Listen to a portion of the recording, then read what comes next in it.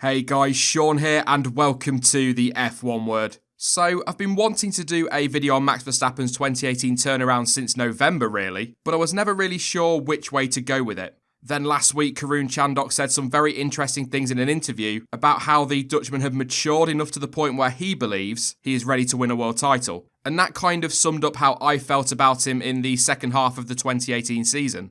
Look, I need to make it clear from the start that I have always looked at Max and seen the potential he has to be a multiple world champion. So this isn't some sudden revelation I had in the shower last week. The question I'm asking myself, and indeed you guys as well, is he now ready to challenge for that title? And is he at the level he needs to be in terms of maturity?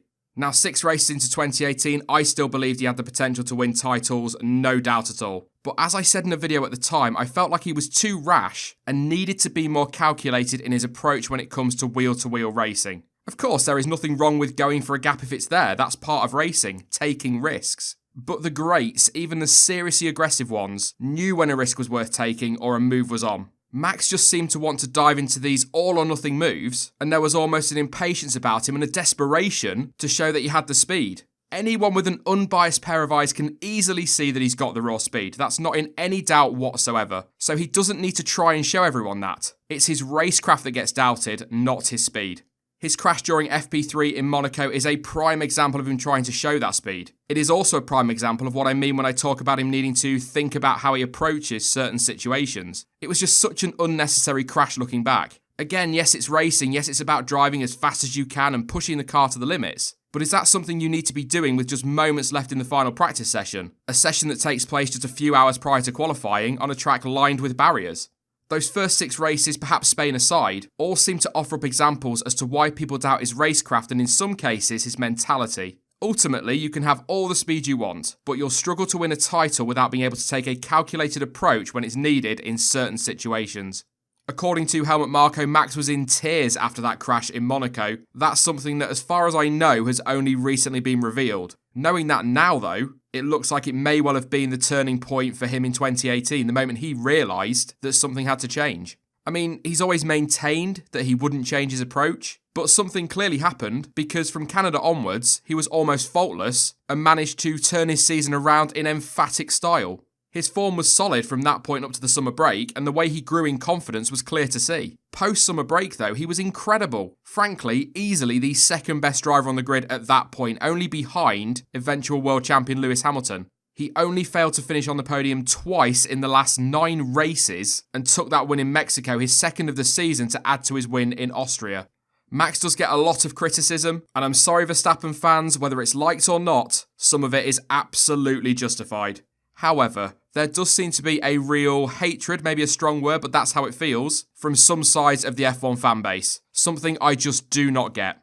Okay, yes, he does have a bit of an attitude on him, and he's not everyone's cup of tea. But his talent is undeniable, and I really don't see how some are so blind to that. I guess a disclaimer I put into a lot of my videos here, I must emphasise the word some, because it's not everybody who feels the need to tear him down for every single mistake he makes, no matter how small. Looking at the other side though, he doesn't always help himself with his reaction or response to those errors or incidents he's involved in. That is something else he really needs to work on, but at the same time, that's possibly something that will come as he continues to mature. Maybe not, we'll see in a few years down the line. What about becoming a world champion though? Is he mature enough? And is he ready to challenge? As I've very much alluded to already, I think there are still areas he needs to work on. And although his second half to 2018 was fantastic, that is only half a season, 2/3 if we go from Canada. He needs to show that he can carry that form through a full season. Of course, he will still make mistakes and will still get caught up in incidents. That's an inevitability, a risk when you are racing in close quarters. But he needs to eradicate the unnecessary incidents, China and Monaco being big examples of what I mean. Although there was a gap in China, it was a gap that was always going to disappear, and most people could see that. With fresher tyres, he could have waited a few corners and breezed past Sebastian Vettel with no incident at all. Of course, though, looking at both sides, we are talking about split-second decisions here. And yes, I know that was almost a year ago now, but people will inevitably ask me in the comments to clarify what I mean when I bring up China, so I may as well explain it one last time. We have to throw Brazil into the mix as well. My view on that incident hasn't changed, by the way. However, would Hamilton, would Vettel, would Alonso, even teammate Ricciardo have been involved in that type of incident? Not for me. He could and should have left space, almost just in case if you like. And again, for the 300th time in this video, calculated. There is absolutely no doubt in my mind though, and perhaps I'm alone in this, that he has matured massively over the last few months, and definitely seems to have addressed a few of those flaws, if you like. And with Alonso moving on, I'd argue that in terms of the whole package, he is probably the third best driver on the grid as of right now. I'm sure that's going to go down really well, but that's just my opinion. So yes, I think he is well on his way to being ready to win a title. And if he can continue to build on what he achieved at the back end of last year, he could well be right in there to challenge as early as this coming season. Now it will all come down to Red Bull and Honda. At the end of the day, he can be the fastest, most mature driver on the grid with the best racecraft of anyone and have an absolutely faultless season. But if that Honda power unit is not quick and reliable, he won't win a title. However, put him in a car that is capable of challenging, and I genuinely believe he is at the point in his career where he is maturing, improving, and is absolutely good enough to fight for the title. That is it for this video then, and in the comments section down below, let me know your thoughts on Max Verstappen. Do you think he is ready to challenge in 2019? What areas do you think he still needs to work on? And if you're not a fan, what puts you off the Dutchman? It is a weird last question, but I'd be genuinely interested to hear why some people dislike him beyond the usual internet troll response. Now, I will be back soon with more content as ever, but in the meantime, you can follow me over on social media. Links to Twitter, Instagram, Facebook, and of course to Discord are all in the description down below.